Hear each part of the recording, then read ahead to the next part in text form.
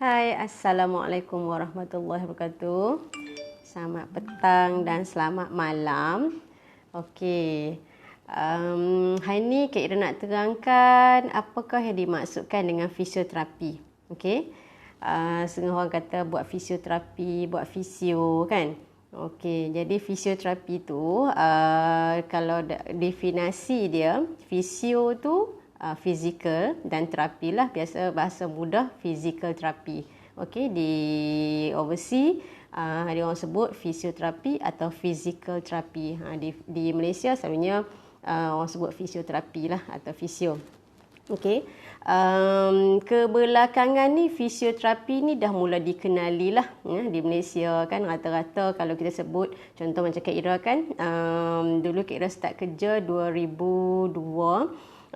So masa tu kalau kita kata orang tanya kerja apa, abang kerja fisio tu apa kan. So dalam 2005-2006 ke atas tu alhamdulillah ramai orang dah mula tahu fisioterapi tu apalah. Jadi kalau tapi sinonim lah, kadang bila kita kata kerja fisio, oh yang urut-urut tu ke kan, oh ni yang patah-patah ni ya, oh ni pakar senaman ni, tu ya kan je lah, kan je macam okey je lah tu, as long as dia orang tahu fisioterapi tu apa, kan. Okey, sekejap Kak Ira nak share.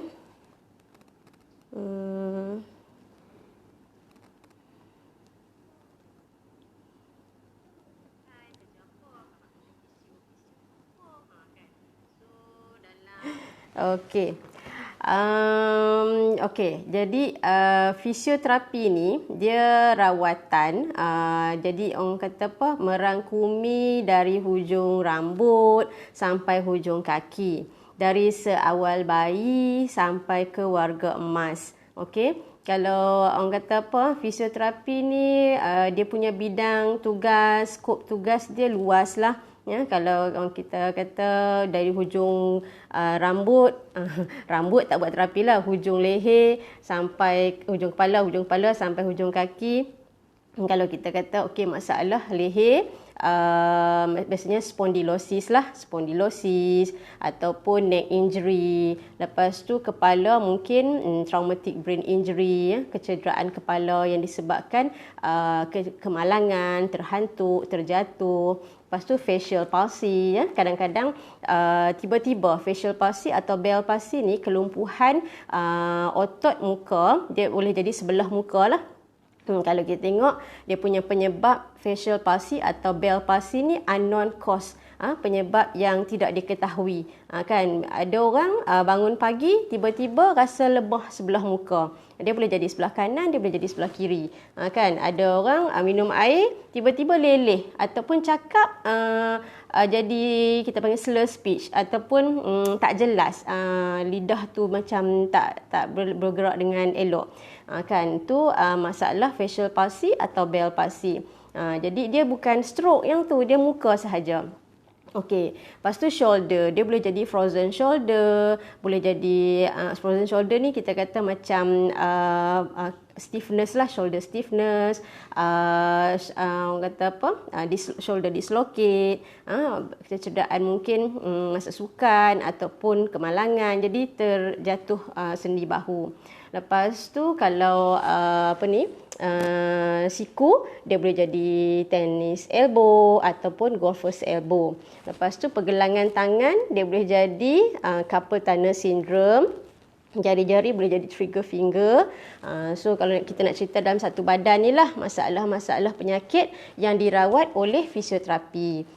Itu yang masalah yang selalu yang besar, back pain lah, back pain, knee pain, kan. Lepas tu masalah wanita, contoh incontinent. Lepas tu macam orang kata apa, apa panggil tu, limfedema, masalah bengkak pada anggota tangan dan kaki, kan. Lepas tu kalau orang yang mengalami aksiden, kepatahan lah, fisioterapi selepas kepatahan. So bila patah kaki, dia akan ada step-step rawatan yang akan kita ajak. orang kata apa, bermula seawal hari pertama selepas kemalangan ataupun bermula seawal hari pertama selepas operation atau hari pertama selepas orang kata apa, kalau potong kaki amputee tu selepas potong kaki pun ada teknik-teknik senaman yang akan fisioterapi pergi ward dan akan ajar di ward lah sampai pesakit tu boleh independent, maksudnya sampai dia boleh capai tahap functional dia lah. Biasanya kita punya matlamat lah, matlamat fisioterapi ni untuk orang kata apa, membantu pesakit tu capai tahap kefungsian yang optimum. Kita tak kata maksimum, kan setengah orang itu optimum dia. Contoh sebelum ni dia boleh berjalan dan berlari, kan. So mungkin tahap orang tu kurang sikit penyembuhan dia berbanding sebelum dia dah orang kata apa, berlaku kecederaan tu lah. Jadi optimum si A macam lain, optimum si B macam lain, kan. So tu tak cerita lagi masalah stroke, kanak-kanak istimewa biasanya masalah cerebral palsy, Down syndrome, kita panggil lambat global developmental delay, masalah lambat berjalan, lambat bercakap, kan. So akan ada rangkaian terapi-terapi yang seiring ya, antaranya terapi cara kerja, terapi percakapan. Okey, so itu antara skop tugas fisioterapi lah, antara bukan skop tugas, antara diagnosis ataupun masalah sakit yang dirawat oleh fisioterapi. Okey, macam kita kata wanita mengandung, ada rawatan fisio prenatal exercise, kan, dan postnatal exercise, kan. So biasanya kita panggil kelas pre and postnatal. Jadi bila orang kata fisioterapi ada buat program atau kelas pre and postnatal, biasanya kita akan ajarlah. Biasanya ibu mengandung dia akan ada masalah sakit pinggang, kan, masalah carpal tunnel syndrome. So antara senaman-senaman tu apa yang si ibu mengandung mengalami masalah sakit, si fisioterapi akan ajar dalam program tu. Dan sebelum bersalin pun fisioterapi akan kata apa, macam train dan educate apa yang si ibu perlu buat hari pertama selepas bersalin dan apa pergerakan yang okey, pergerakan yang digalakkan dan apa yang si ibu perlu buatlah, kan. So macam ibu muda ataupun ibu anak sulung lah, kan. So dia akan ada pendedahan awal lah. Jadi orang kata selepas bersalin tu tak ada yang masalah panik sangat, tak tahu nak buat apa, nak bergerak takut, cara nak bangun tak pandai, kan. So macam selepas bersalin pun ada dua lah, kelahiran normal atau kelahiran selepas pembedahan. So dua ni orang kata apa, dua jenis kelahiran ni tak sama, kan. Ada cara yang boleh, ada cara bangun yang boleh, ada cara bangun yang tak boleh, ada cara berjalan yang boleh, ada cara berjalan tak boleh. So fisioterapi akan ajarlah semua tu. Okey. Macam untuk kes sebab fisioterapi dia merangkumi cardiorespiratory. Cardiorespiratory ni masalah peparu dan jantung lah. Maksudnya bahasa mudah dia masalah yang berkaitan dengan pernafasan. Maksudnya orang ada masalah sakit jantung. Sakit jantung ni sebelum pembedahan dan selepas pembedahan. Lepas tu masalah masalah asma ataupun masalah yang bronkitis, bronkiectasis, banyak lagi masalah-masalah peparu dan jantung yang fisioterapi akan ajar senaman orang kata apa, untuk bantu. Contoh kalau ada banyak kahak, ajar senaman, teknik senaman untuk memudahkan keluarkan kahak ataupun teknik senaman untuk mendapatkan pengembangan peparu yang maksimum. Lepas tu kalau macam ada masalah jantung, fisioterapi akan ajar exercise untuk dapatkan kita panggil kecergasan otot jantung yang optimum, kan. So kalau sakit tu sebelum operation, dia boleh buat sesi senaman, kita akan ajar. Kalau dia dah buat operation, seawal sehari selepas operation pun kita ada program pemulihan selepas pembedahan jantung lah. Okey. Itu kardiorespiratory. Kalau yang kedua musculoskeletal, ia melibatkan otot lah ya. Musculoskeletal biasanya merangkumi yang tadilah patah, kecederaan sukan, masalah otot sendi yang disebabkan sakit secara tiba-tiba.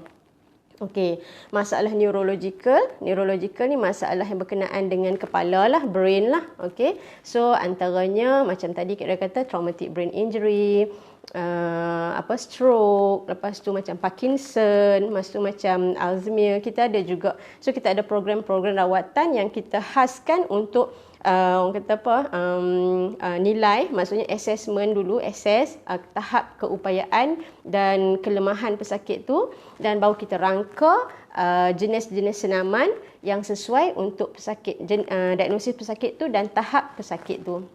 Okey, so itu neurologi. Lepas tu pediatric lah, pediatric yang macam tadi masalah kanak-kanak, cerebral palsy.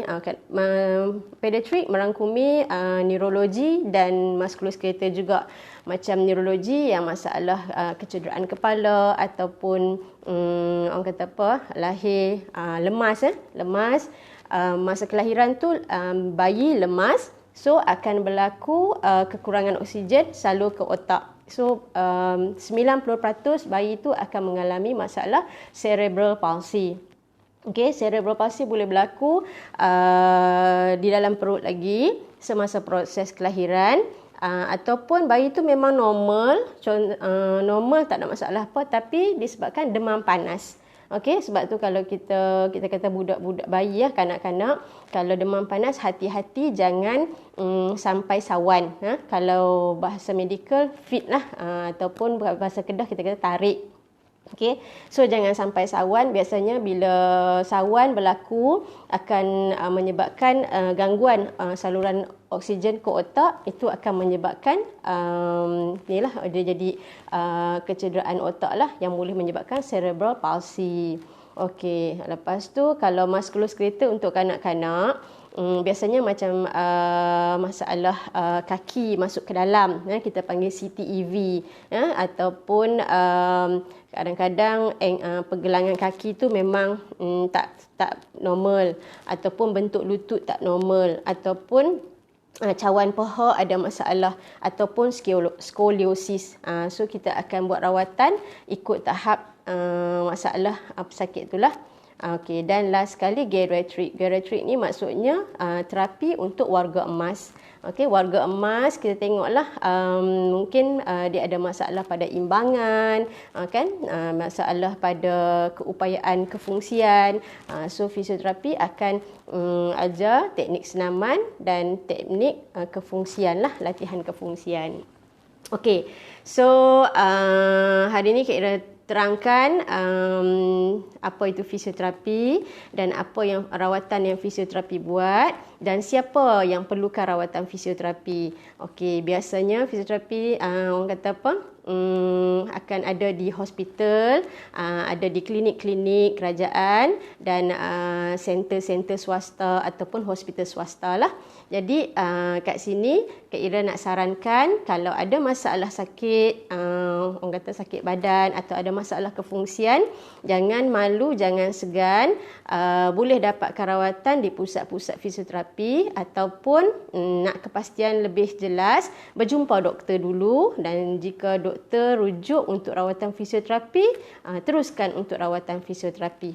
Okey, insya-Allah fisioterapi akan boleh bantu untuk bagi orang kata ajar teknik-teknik senaman dan target untuk dapatkan kefungsian yang optimum. Okey, setakat itu dulu perkongsian Kak Ira hari ini. Harap membantu dan bagi gambaran sedikit sebanyak apa kerja fisioterapi lah, kerja dan tugas seorang fisioterapi. Okey, Assalamualaikum. Bye.